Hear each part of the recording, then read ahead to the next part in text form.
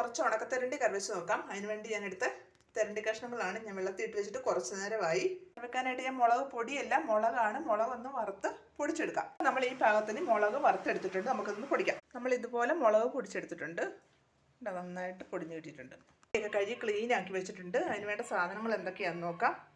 കുറച്ച് തേങ്ങാക്കൊത്ത്, അതുപോലെ തന്നെ ഒരു 10 കഷ്ണം ചെറിയ ഉള്ളി, ഒരു പച്ചത്തക്കാളി, ഒരു ചെറിയ പഴുത്ത തക്കാളി, 2-3 പച്ചമുളക്, ഇഞ്ചി, ഒരു 2 ചെറിയ വെളുത്തുള്ളി. ഇത്ര സാധനം നമ്മൾ എടുത്തേക്കുന്നത്. നമുക്ക് കറി വെക്കാം.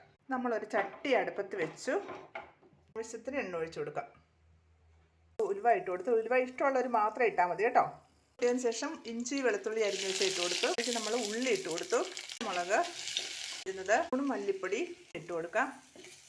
നന്നായിട്ടൊന്ന് ഇളക്കി കൊടുക്കാം. പൊടിച്ച മുളക് പൊടി, പിന്നെ വെള്ളം. തെരണ്ടി കറി